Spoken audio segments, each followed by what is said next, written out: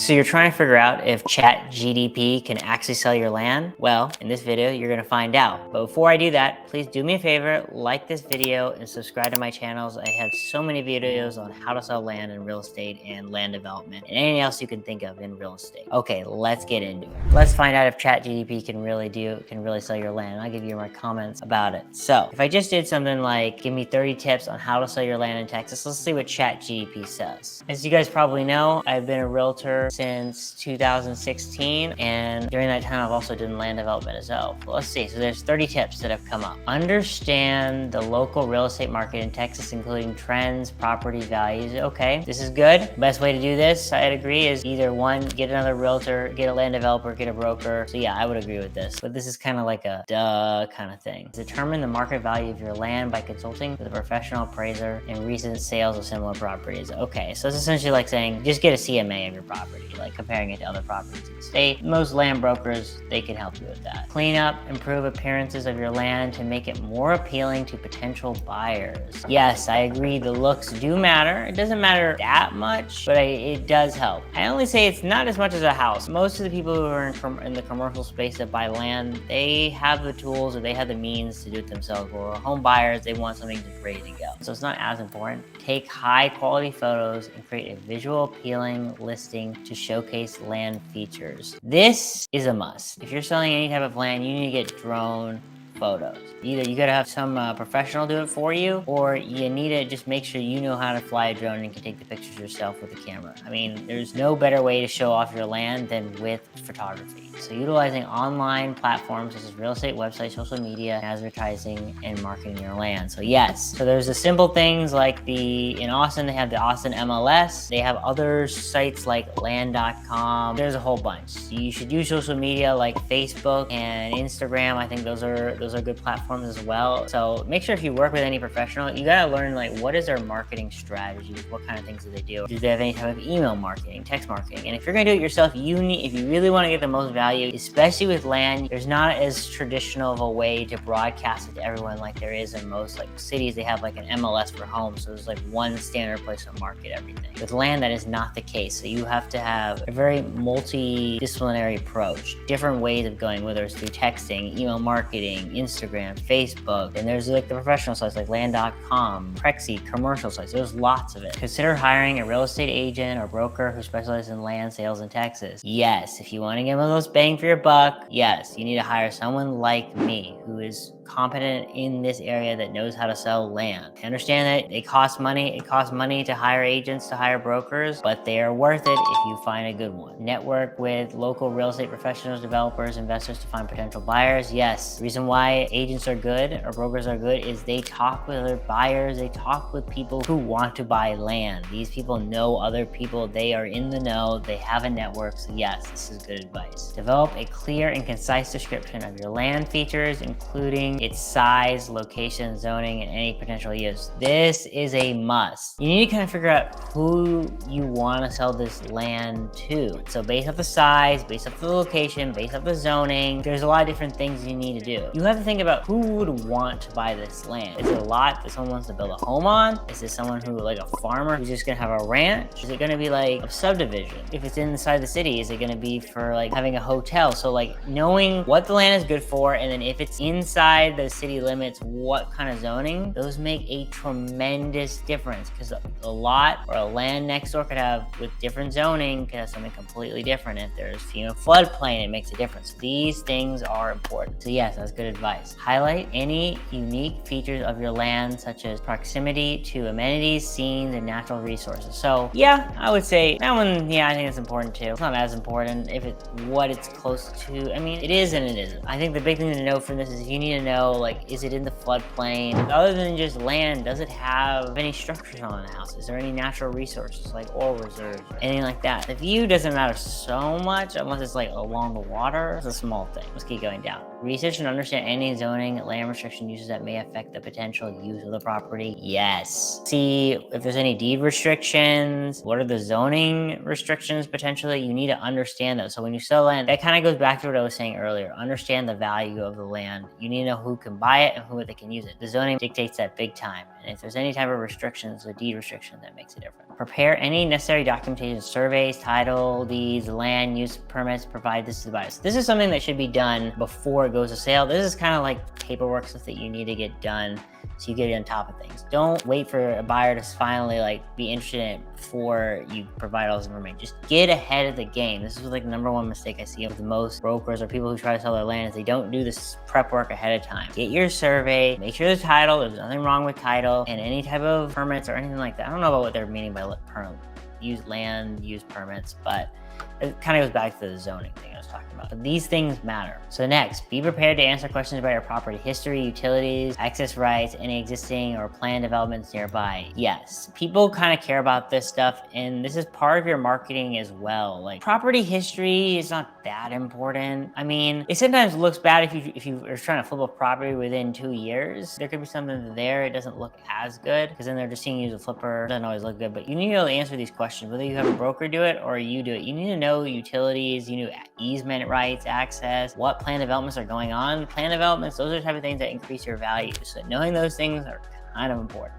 So far, ChatGPT is got a lot of good tips, I have to admit. This is not bad. Now, I don't think ChatGPT can sell your land, but it can definitely point you in the right directions if you're trying to sell it yourself. But really, these are all things that a really good land broker, is worth their weight in gold to pay them, because they just know these things, and it's just intuitive ingrained that they need to do these things. So consider owners' financial options to attract a wider pool of buyers who may or may not qualify for additional bank loans. So this one's interesting because with land, banks don't like giving loans for land. And the big reason why they don't like giving loans for lands is because they don't have a good sense of what land is really worth. They don't like it because of that. And with houses, they kind of were okay, they have similar houses to comp. There's a very set up system that they can have a very good idea what land is or what a house is worth. But land is completely different based off zoning. The bank isn't in the business of trying to sell lands too either.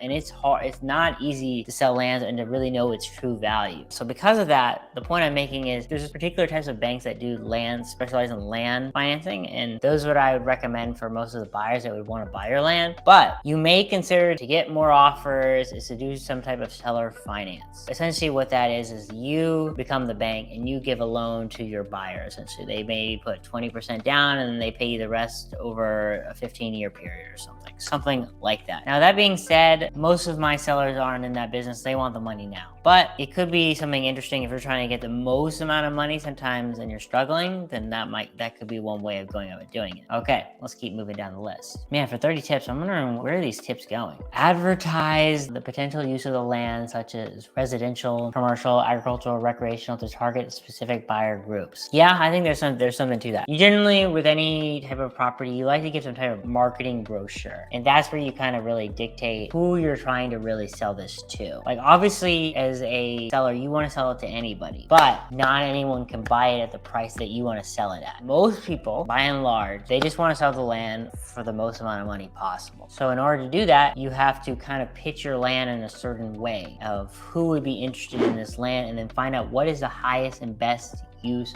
for the land. Yes, in the marketing, you have to dictate towards a specific crowd, and you're gonna kind of push away other type of people because they can't afford that price because they're just not in that market for the highest and best use. Attend local real estate events, trade shows, networking meetings to connect with the potential buyers. This one's kind of dumb.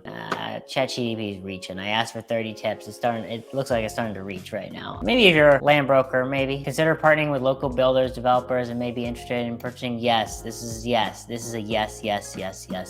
You need to talk with lots of builders, developers, because a lot of the best deals they don't even get on the market. And that's why connect yourself with a good land broker who talks with builders, who talks with developers. Advertise the proximity of the lands, popular cities, highways. Yes, this is kind of dumb stuff. Yes, of course. Consider conducting soil tests and obtaining any necessary environmental reports to provide to the interested buyer. I think this is important for you want to sell it to anyone who wants to do development. They care about doing these these tests. They care about, there's been environmental tests done, soil tests done. If you have the money, which I strongly suggest, it is definitely worth it, invest in doing all the necessary tests. And every type of feasibility test or soil test or what kind of test you need to do for the land is different for every land. So keep that in mind. Highlight any income generating opportunities associated with the land, such as leasing, hunting, energy. Yeah, I think that's a good idea in general. Like, do they have ag? Do you have a farm lease? Most of the time, they're not generating a lot of income, so it's not that important. But yeah, I'm not against highlighting that. Be responsive and prompt in answering inquiries from potential buyers to demonstrate your commitment and professionalism. Yeah, that's just kind of obvious. Consider offering incentives such as including approved building plans, discounted permit fees, or other. This is more on the development side. ChatGPT, I think, is pushing its luck. This is more on the development and what you have to do, and this is if you were like trying to do development deal. So in general, this is for like development. And you're talking with the city about like getting plans permitted, and then you sell the lands with the permits. And that's a whole different, maybe a different video entirely about how to go through that process. But yes, that would increase your value of your land significantly, but that's not an easy thing for you to do. Use signage on the property itself to attract attention of past buyers and local residents. Yes, I think signs are important. Although with that being said, they're not as important as they used to be. Nowadays, people find your stuff through the internet.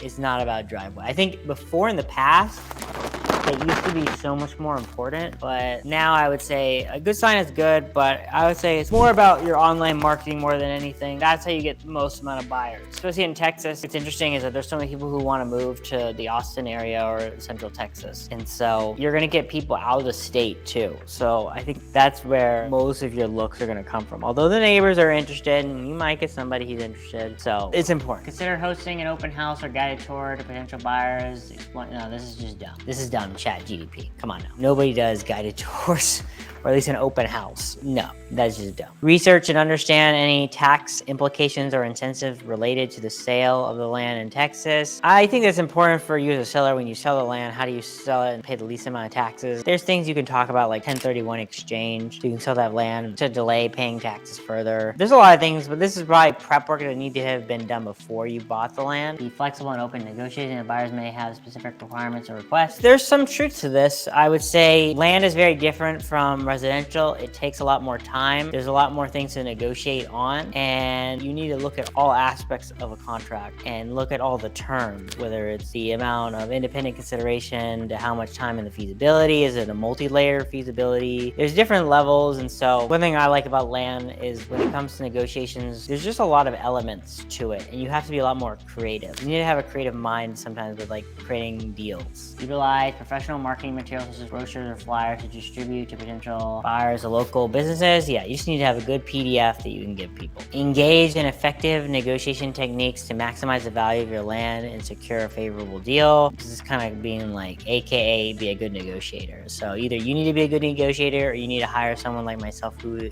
can be a good negotiator for you. Consider staging the land to showcase its potential use, such as marking potential building sites or demonstrating recreational activities. I think there's some art to like what I was saying before about having the land be clean. I think what you need to do is you need to have a virtual tour of your land. There's sites that I can recommend like MapRight, or I think they're now called ID Land, which are really good ways of like showcasing your land. You can show rivers, creeks, buildings, and include photos, and have like a virtual tour. They can go kind of like almost as if they're walking through the land. So I do think that's important. You need to have that so that people can see it. Because the thing is, a lot of times people don't want to go to your land first. They want to first see if it meets a lot of their criteria. Provide clear and accurate information about any restrictions or covenants associated with the land to avoid misunderstanding. So this is something that I think is actually really important, and I'm glad that the ChatGPT brought this up, is that you need to really be clear about both the goods and the bads of the property, because you don't want to waste people's time. Not only their time, it's really about your time, because if you put something under contract, you want them to feel like they're getting a good deal, and not necessarily a good deal, but they're going to buy the land. And so if there's a misunderstanding about what the land is, then you're going to have some unhappy people. So just be proactive about this. I can't say this enough. Share everything, good, bad, ugly. ugly. Share everything. Do your research ahead of time about your own land. Don't say you just don't know. You need to know these things before you even market it. Floodplain, restrictions, what you can and cannot do with the land. These type of things are important. And I cannot stress this enough. You need to know everything about your land before you even sell it. And you need to know these type of restrictions, especially about your land use. Okay, and the last of the 30 tips. Stay up to date with changes in local regulation, property values, and marketing conditions to adjust your selling strategy accordingly. So it's pretty much saying like, stay up to date. What was good last year may not be good this year. Some development may be coming in, which might increase your value or might lower your value potentially. You need to know about these things.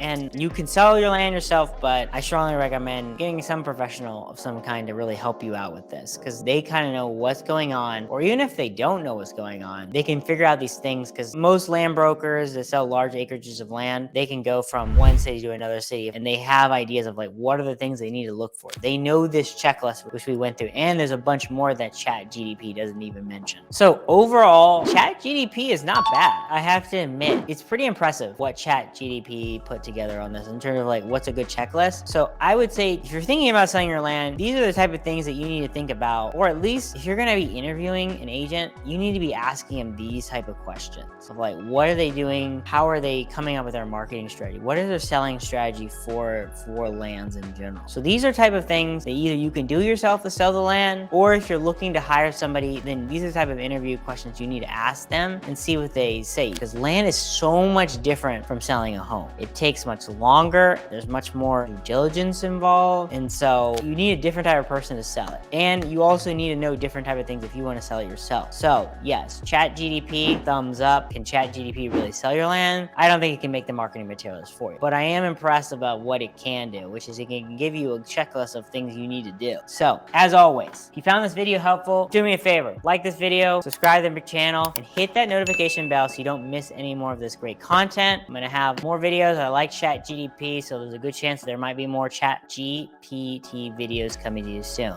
Okay, love you guys. Bye.